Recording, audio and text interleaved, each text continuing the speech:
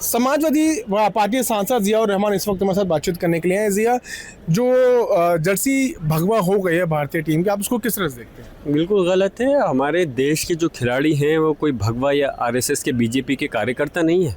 जो उनका रंग आप भगवा कर रहे हो, वो इस देश के सम्मान के लिए, इस देश की तरक्की के लिए, इस देश का नाम रोशन करने के लिए खेलते हैं। आप उसके अंदर भगवा रंग कैसे ला सकते हो?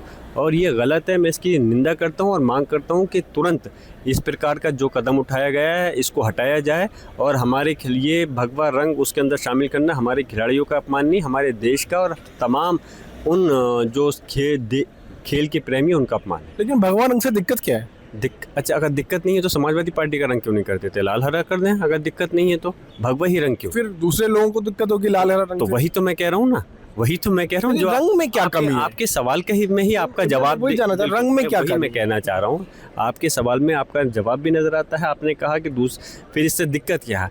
जब अगर समाजवादी पार्टी के रंग से दूसरे को दिक्कत हो सकती है तो ये तो किसी पार्टी के रंग नहीं, ये तो भगवा, जिससे कि एक बड़ा तबका इसके खिलाफ है।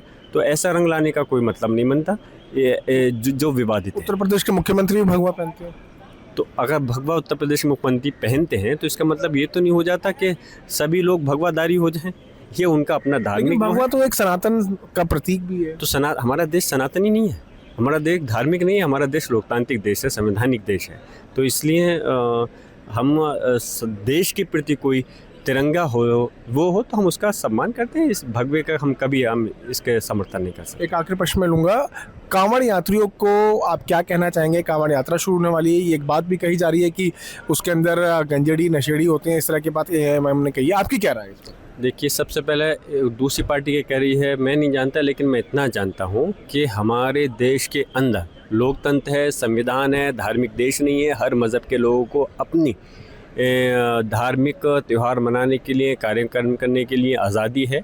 और ये संविधान के साथ साथ मेरा मज़हब भी कहता है कि दूसरे मज़हब के लोगों को अपने प्रति वो अपना है और किसी को हमारे मुस्लिम मज़हब को दूसरों से आपत्ति भी नहीं होनी चाहिए। बस हमारी मांग ये है, जो सरकार सिर्फ हिंदू मुस्लिम अपनी राजनीति फ़ायदे के लिए, हिंदू मुस्लिम में दूरी बनाने के लिए मुसलमानों के त्यौहार पर पाबंदी लगाती है, उस रोज़ को बदलना चाहिए। सबका साथ सबके विकास की अगर बात करते हो तो दोहरा व्यवहार नहीं अपनाना। आपको लगता है कांवड़ यात्रा जब होती है तो दिक्कतों का सामना करना पड़ता है? देखिए, कांवड़ यात्रा होती है तो एक तरफ सड़क बंद होती है, इससे मुसलमानों को दिक्कत नहीं, बल्कि आप हिंदू समाज के लोगों से पूछें तो वो भी यही बताएंगे। यकीनन परेशानी, अगर रोड पे लोग चलेंगे तो समस्या सबको होगी। इस देश के अंदर हम तो माइनॉरिटी में हैं, हमारी आबादी कितनी है मुसलमानों की? हिंदू समाज की जो लोग हैं बड़ी आबादी, तो वो भी सड़क पर जाते हैं, तो परेशानी का सामना उनको भी करना। क्या आपने गंजेड़ी नशेड़ी देखे कभी ऐसी यात्रा में? मैं कभी यात्रा में तो गया नहीं, तो इसलिए मैं इस प्रकार से मैं नहीं कह सकता कि मैंने कोई देखा है।